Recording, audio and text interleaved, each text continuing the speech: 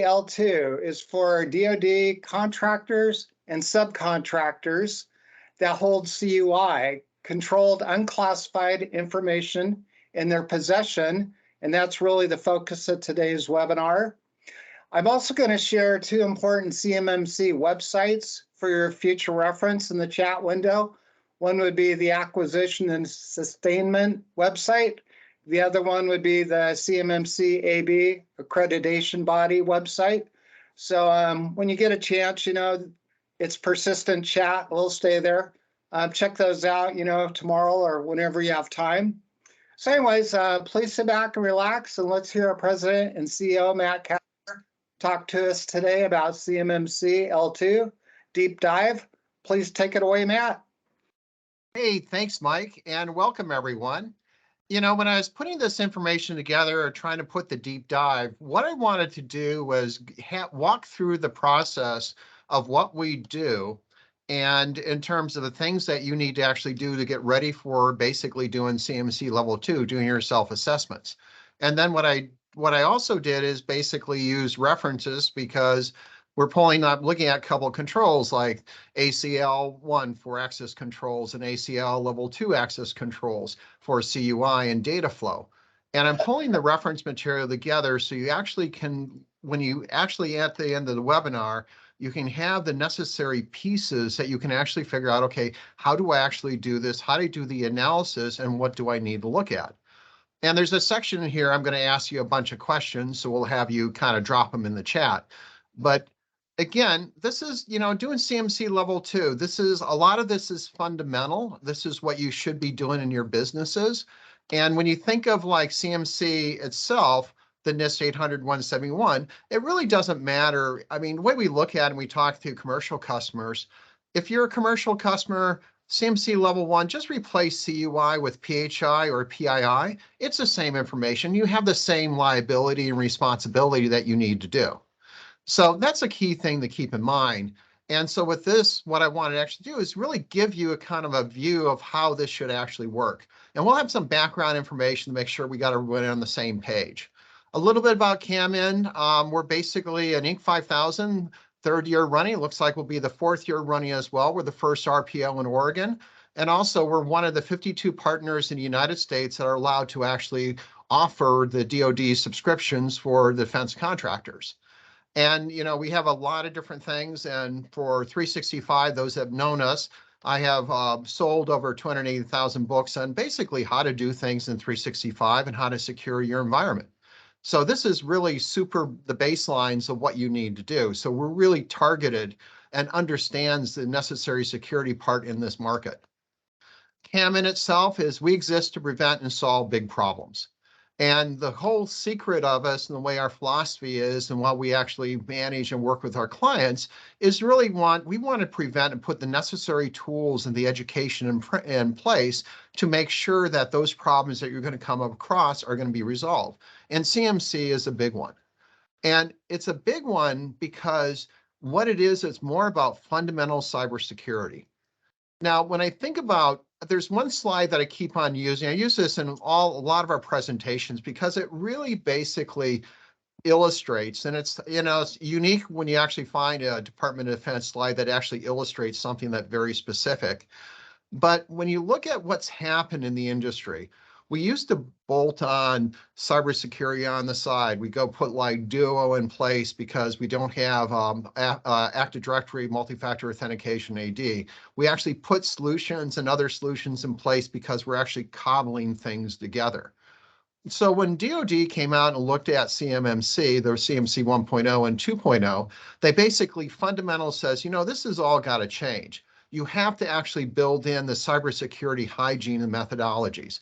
That means all of our business. We need to actually put MFA in place. We need to basically monitor what's going on in the organizations to make sure we don't have data breaches.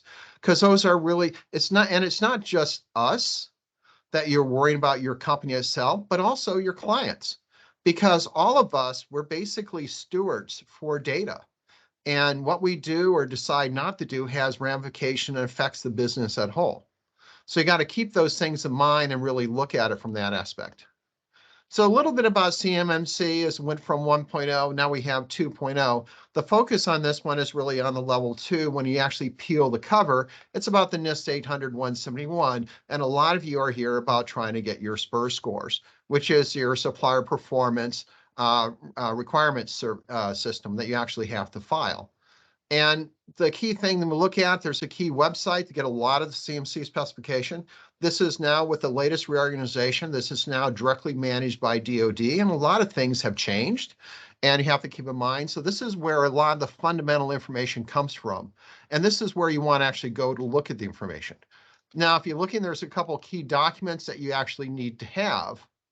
You're going to have to basically have this understanding of what the CMC model is.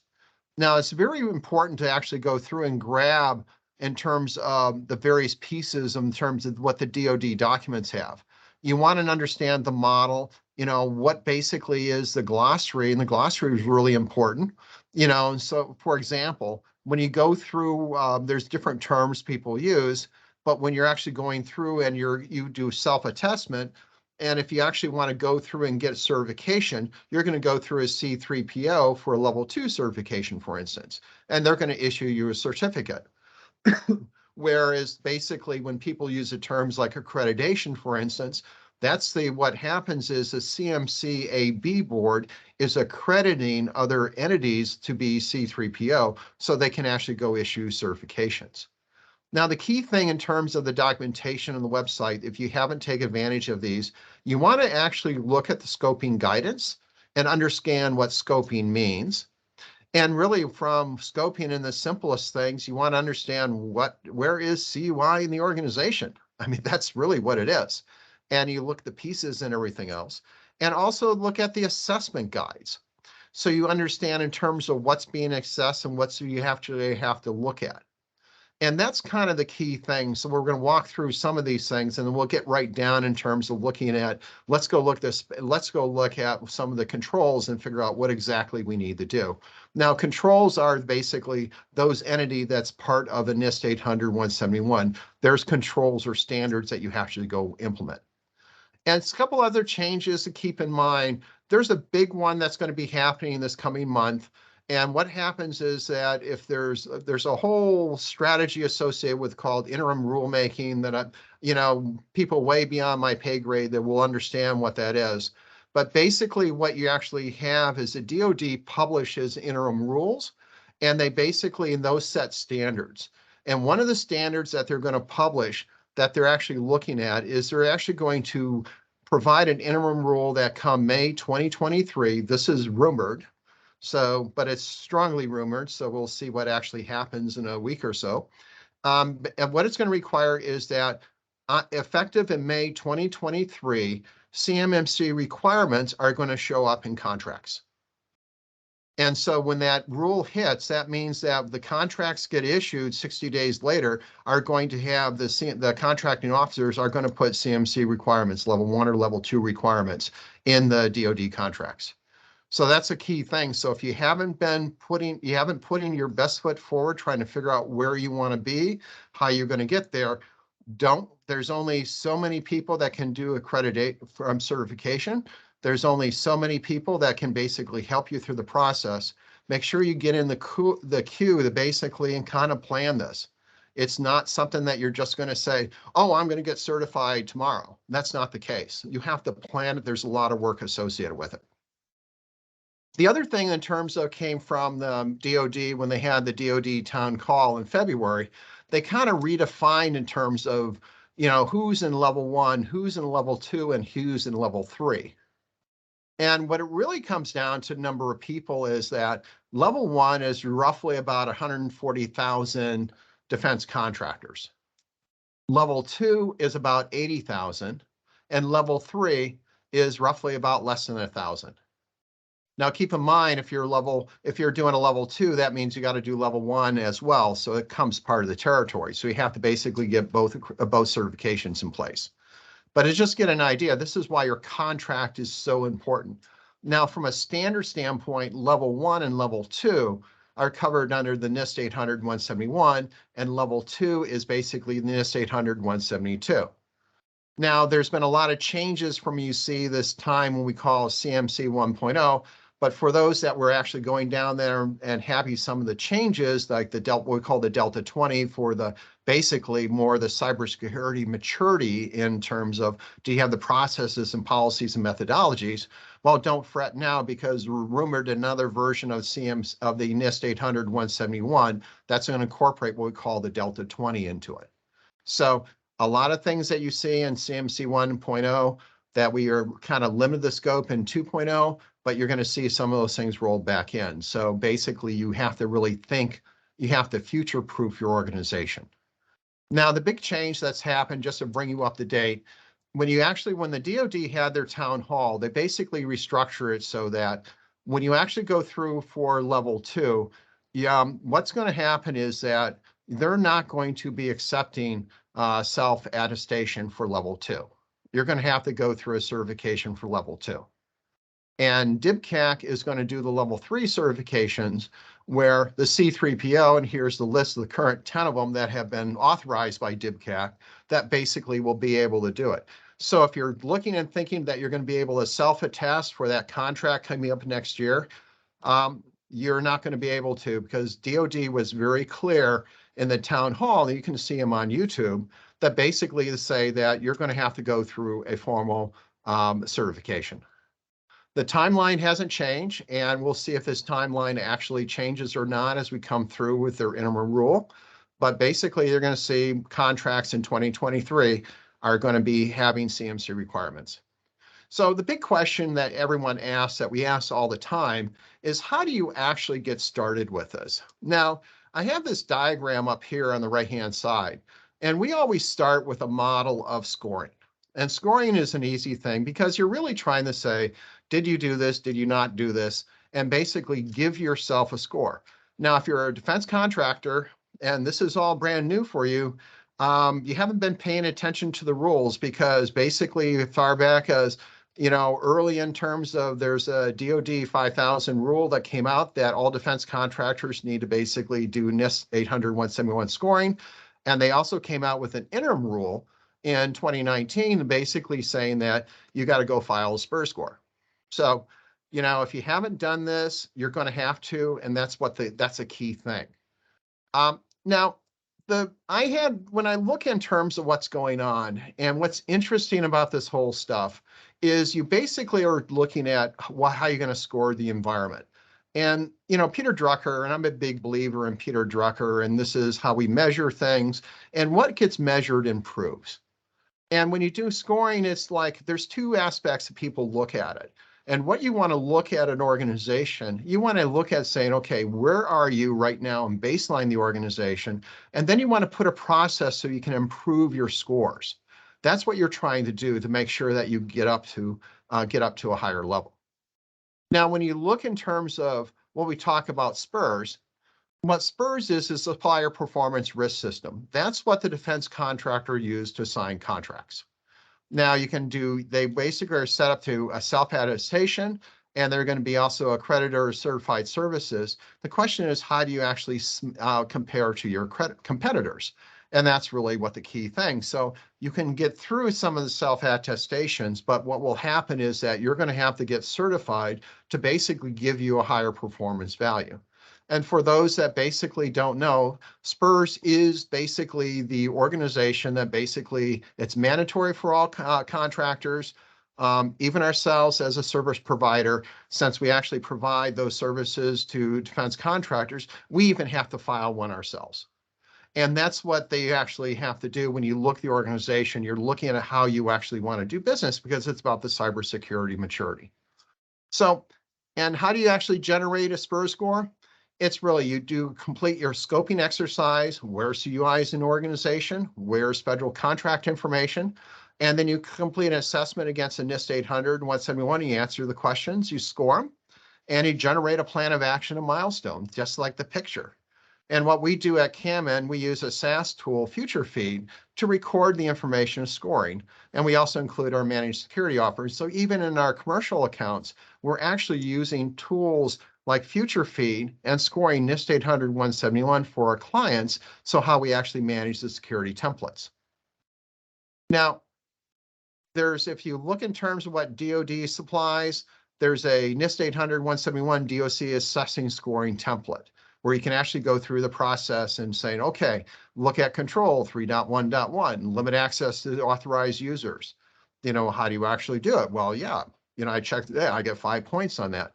But you have to be careful because DIBCAC reserves under the new rulings that came out in 2021. They reserve the right to basically do an on-site audit of all SPRS scores submitted. So, and they also changed the aspect as one of the changes when they did the interim rule back in November. They did the other change that people need to be aware of is that the people that actually submit the SPRS scores have to be the C-level of the corporation, and they're personally liable for it. And they're also coming under the Whistleblower Act. That means if you have an organization and you basically fudge your SPRS scores and you basically haven't submitted the proper numbers on it, under the Whistleblower Act, you can actually report them to DoD and you get a 30% finder's fee.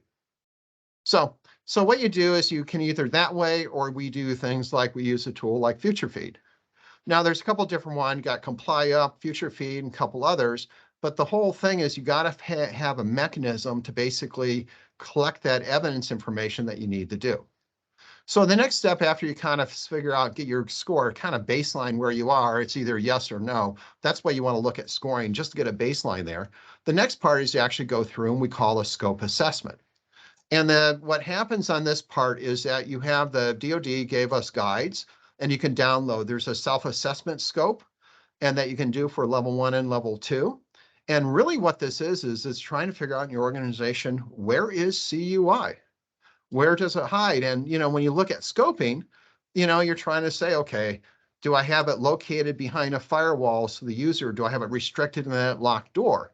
That's what you're trying to look in an organization to basically reduce information, to basically minimize what you need to do. So that's kind of the pieces that you actually have. So the other aspect you have is once you actually look at that, then you can actually decide that what makes sense on it. Now, keep in mind when we talk about scoring, there's something that DoD did in terms of self-assessment or a gap assessment, is it's based on the contractor's view, and it's conducted in accordance of the NIST 800-171 methodology. But when you actually file a self-attestation score, it's considered low confidence because it's self-generated. So keep that in mind as you go through it. You have to go through the process. We strongly recommend you do it to see where you are and baseline it, but you're ultimately going to have to go through a certification through a C3PAO.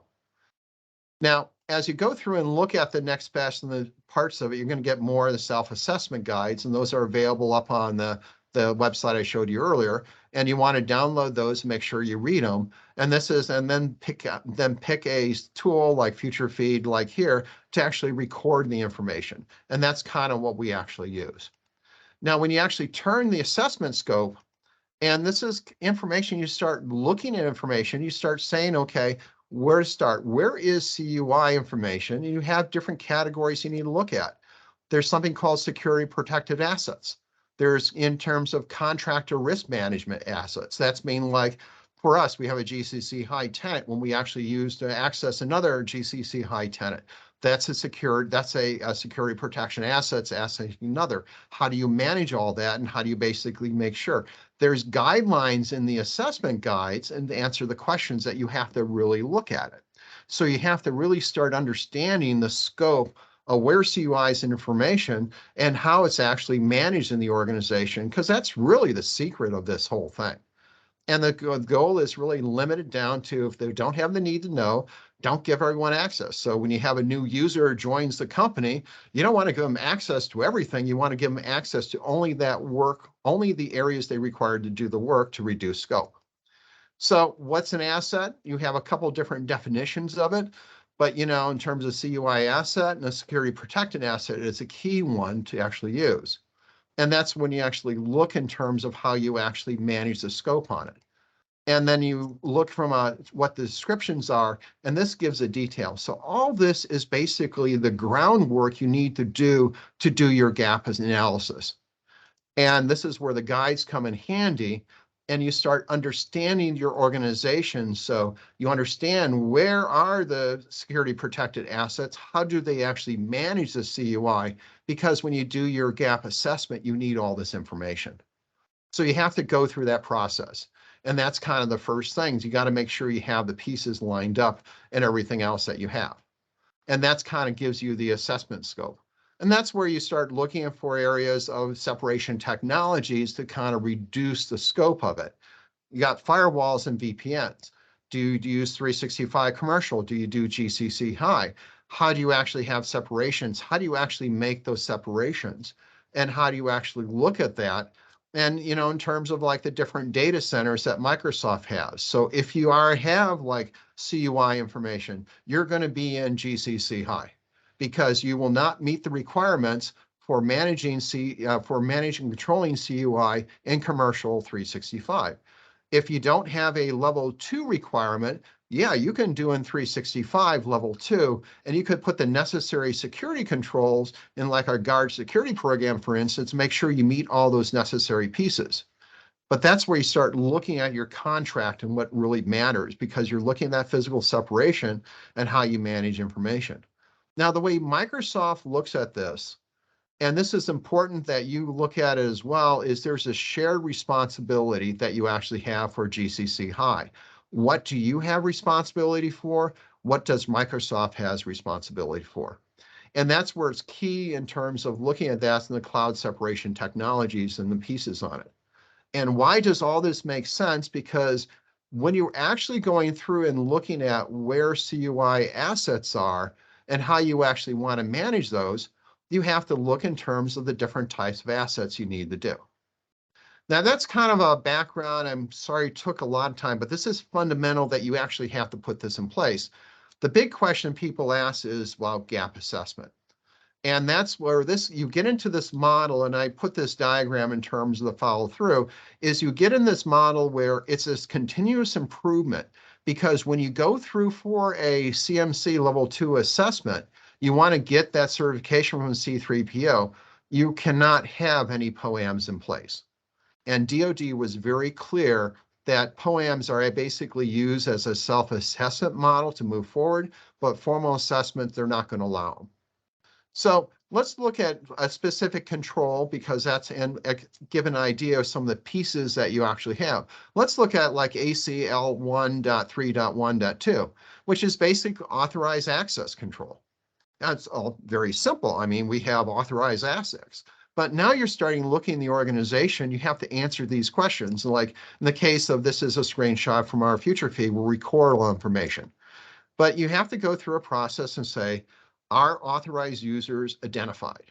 Well, then there's a lot of questions, and you can actually look yourself. For example, are you guys using service accounts? Do you actually use service accounts that have privilege authorizations?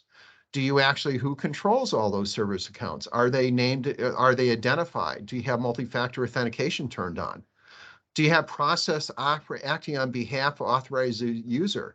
For example, do I have a process account that I'm using with my name to actually go process files and checking security in terms of the logs? How is that structured? Those are questions that you need to ask. And then you look from a standpoint, when you look at firewalls, for instance, or you look at your environment 365, what devices do you allow to connect into it? You know, for instance, for us with 365, we make sure all the devices are Azure joined. So we have an Azure joined system that's tied directly into 365. So that's know that we have just that equipment and nothing else there, and that's all we have. And those are and that basically know that the devices are authorized because we actually control them.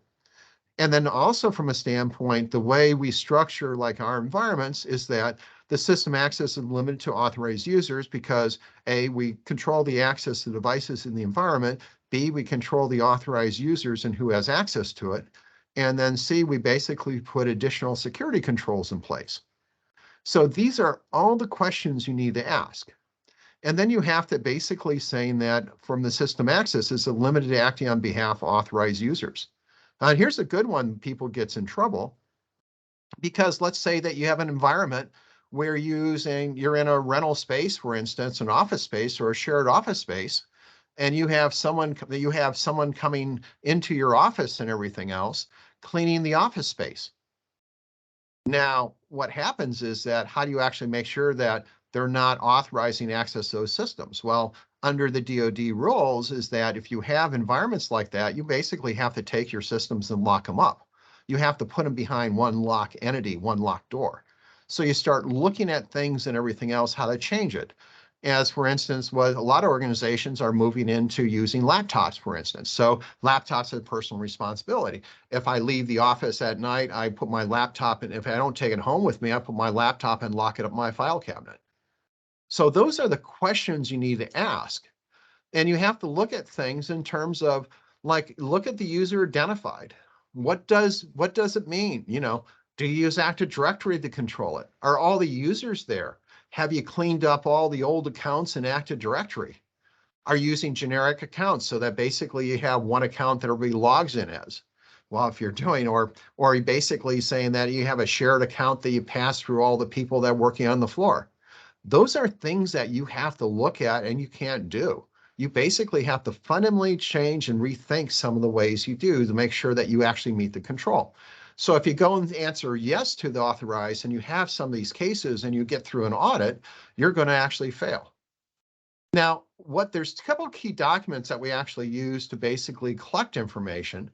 And that's what we do. There's two of them I showed here. Is that this is really about Microsoft 365 E5. That's kind of what we use as the base. There's something known as a Microsoft Technical Reference Guide for CMMC 2.0. That gives you the technical details on the configuration. And you have the CMMC placemat, which is key for it. So when you actually go through and say that I want to go look at an authorized access control and see the pieces of this, I mean, there's a lot of questions here. So how do you as an IT or compliance officer look and deploy the pieces? And this is where the technical reference manual and the placemat comes through. Because I went through and said, okay, let's look specifically at ACL 1.3.1.1. And so it will actually go through and tell me in terms of what parts of controls that I actually are touching that I need to actually go implement in terms of 365. The technical reference manual has additional details on it. It will give me a description of what I actually need to do, and it will actually tell you in terms of how the process works. So when you're actually looking at the various pieces of the controls, you're trying to put together your policy and procedures that basically outline what you should be doing. And this is really crucial and key to it. And when you look at detail more of the placemat, the rest of the controls, like this is for 365 E5, you can see how you get more of the detail and information associated with which controls that it really touch. And that's really the basis. Now let's go look at another one, for instance. Let's look at the awareness training. That's a risk-based awareness. You know, ATL2, level 2, 3.2.1. You know, and basically is security risks associated with organization activities involving CUI identified. Have you done the necessary training? Have you done what happens if CUI is exposed? Do you have CUI documented in terms of your rooms? Do you follow the standards for the pieces? Do you have the devices and system mark identified that have CUI on it? Those are things that you need to do, and you have to go through and answer those questions. And you look at that, and that's where you start using tools like FutureFeed to go through each of these and uploading your object evidence, the information that shows you're doing what you're supposed to do. And basically, have you done the necessary training? And then you look at the pieces. Now, a lot of this in terms of, like, we'll use third-party tools, but also what happens is that you can actually go through and let's look at the placemat for AT2-3.201 for the level 2 controls. It will tell me in terms of which type of Microsoft services that I need to configure, basically what's the responsibility for it, and gives you an overview of what has to be done. And that's the way the placemat is structured. And you can actually go through each of those and gives you an idea of the pieces so you understand what needs to get done. So when you actually go through and you keep the information, you go build the necessary documents, then you can actually start looking at the pieces in terms of this is like doing the role-based authentication in FutureFeed, for instance. In this case, what we've done that we identified the necessary information. We uploaded the object evidence that we actually showing what we need to do. We uploaded the policy and procedures to make sure that we're doing the necessary pieces. So basically, we're compliant. That's what you have to do. Now, we'll have another, there's another control, a slightly different approach. What I'm going to look at this one is both at the Microsoft placemat and the technical reference manual. And this is a very interesting control because it's not just NIST 800-171 you look at, because NIST 800-171 and CMC is a collection, and it actually points to other controls. So this is now the control of CUI flow in the organization. You know, do you have the flow policies? Do you have the mechanism for enforcing? Do you have the necessary data flow diagrams? Do you have source destinations in your network? Do you have the whose authorization to control the flow is identified, and whose approves that, make sure that's enforced? Now we go back to our trusty tool that we actually have, and we said, okay, what do I need to do on the Microsoft side? I can go look at the placemat to give me the first inkling of what pieces I need to look in terms of services. And then I can actually see what additional services I need to actually go deploy my organization. And that's like when we do like our security baselines, for instance, this is what we go through to make sure we're meeting the pieces of it.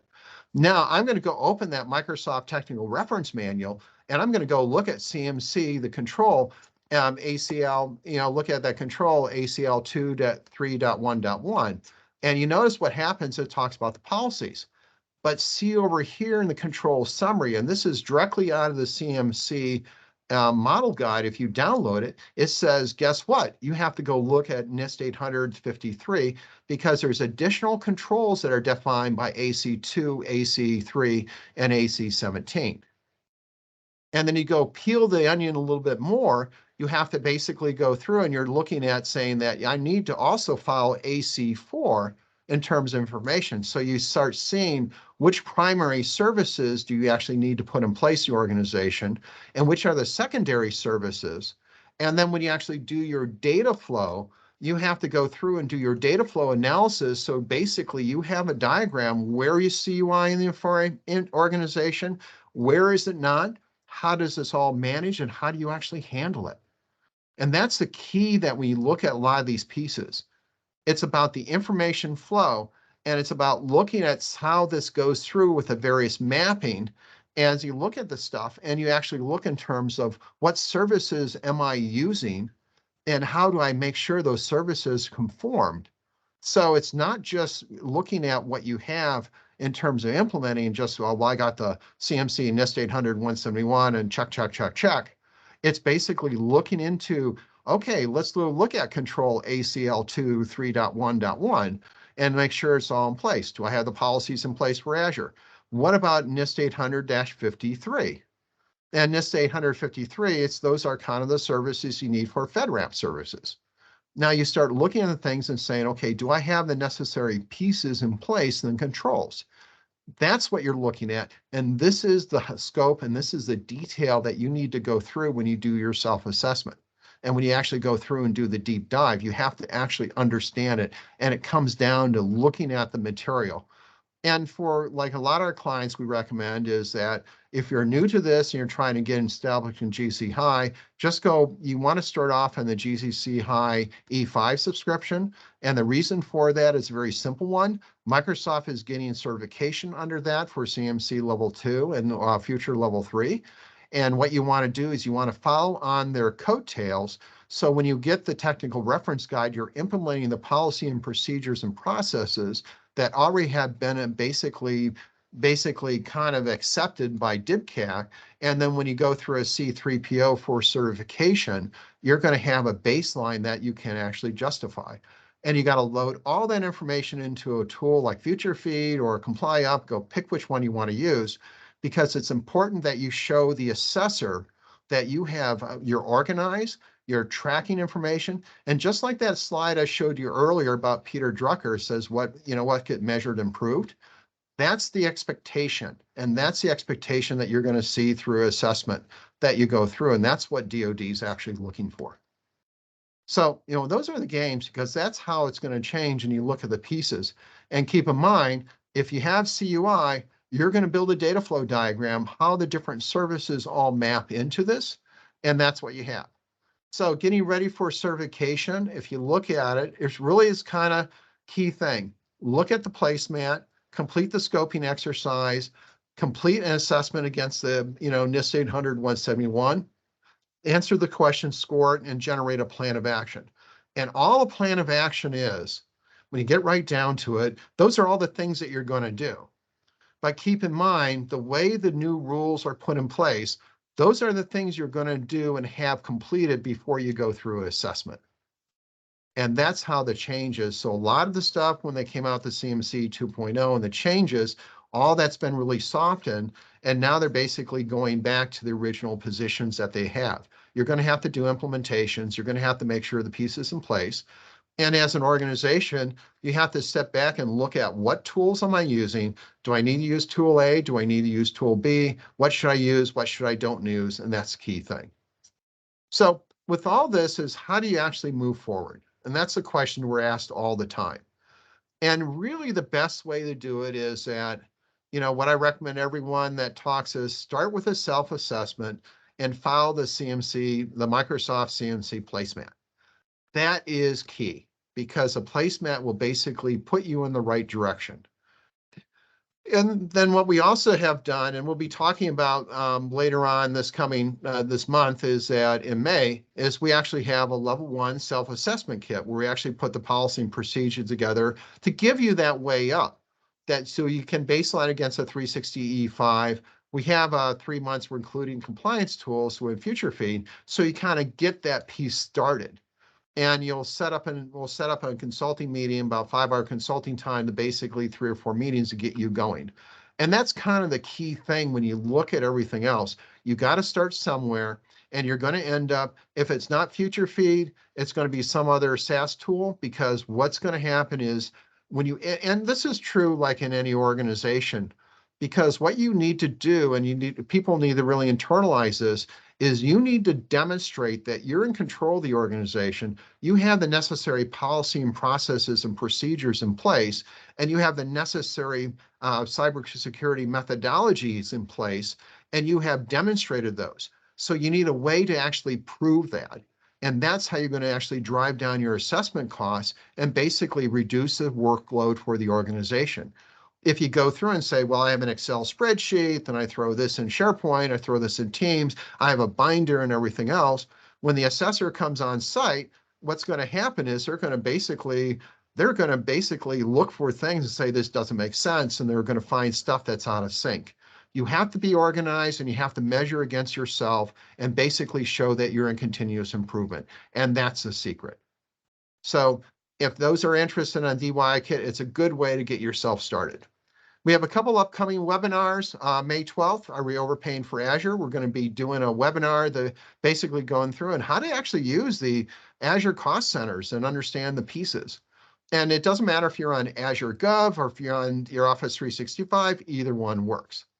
And then we'll have May 24th, we're going to have our formal product announcement for our DIY kit for level 1. We're going to have a webinar specifically on that to talk about the pieces on it. So the next steps that you want to have is you got to begin your CMMC process now. If you're going to be handling CUI, you're going to end up being GCC high. So you want to basically get a footprint in the environment. GCC high and Azure Gov is different than commercial 365. There's some of the features that you have in commercial are not in Azure, GCC high and Azure Gov. Some of the features in Azure Gov are basically on steroids and not available in commercial, such as some of the endpoint management stuff. You want to start your journey with our new CMMC 2.0 self-assessment kit, and we got a special offer about that you can get for the first 5 users. And the one thing that I'll force, if you're actually thinking about that you need to actually get that level 2 and you want to do that early certification, again, they're going to start in late summer. This is when the first C3PO is going to go through a certification. Line up one of those 10 C3PO, negotiate the contracts, put it in place. Now, keep in mind, when a C3PAO cannot consult. Just like when we sell licenses, you consult with us about our NIST 800 gap assessment, building policy and procedures. We can consult with you, but we can't assess. And that's important to understand the pieces of it. And, book a call with one of our practitioner and basically give Mike a call and move forward. And with that, I'm going to pass it over back to Mike and see if we have any questions. Thank you very much, Matt. Well, job well done. That was a whole lot of CMMC fun in 40 minutes. So right now, what we'd like to do is just open it up for Q&A. If you guys have any questions, feel free to unmute yourself, or you can drop a question in the chat window, whatever works best for you. But I know that was a lot of information in a short period of time, so I'm guessing you guys have some questions we'd like to answer for you. Yeah, this is always a difficult one because when you look at trying to do an analysis, you got to understand the scope of what you actually have to do. And then when you look at the controls, it's really about basically going through, looking at the placemat, looking at the technical reference, and seeing what changes you need to make in the organization. That's a secret.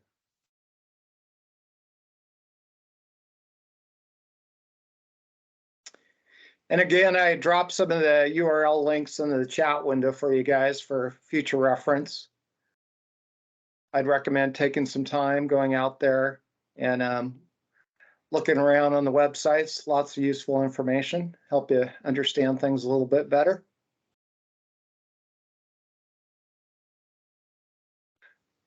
Also like to remind you, you probably saw it a slide ago, but on May 24th, we're introducing our CMMC Self Assessment Kit. That will be a very exciting webinar. I think a lot of people will probably take advantage of that because, everybody needs to get this done and done in a cost-effective manner. So, we can take you through the whole process, A through Z. We can do everything for you. But a lot of people, they can do parts of it themselves and they need help with other parts. And, that's what we're here for, to partner with you and help you over the rough bumps that you need help with.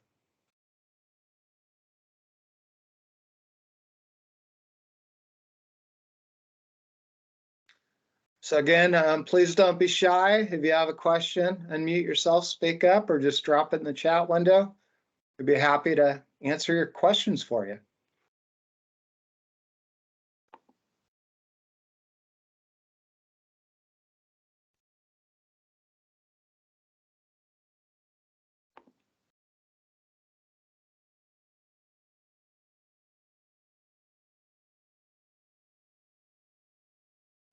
Other thing I might mention, Matt mentioned it, but the first 5 people that order or pre-order our CMMC 2.0 self-assessment kit will get a $200 discount. So if you're interested in that, please let me know. I will drop my email into the chat window here.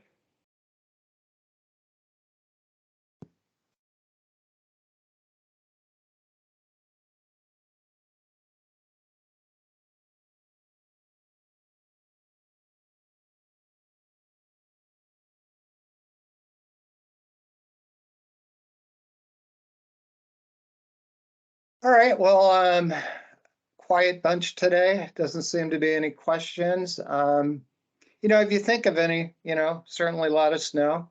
Be happy to get back to you after the fact here. We do appreciate your time today. And again, we have our CMMC webinar the 4th Thursday of every month, 10 a.m. Pacific time. And looks like Jennifer might be typing something here.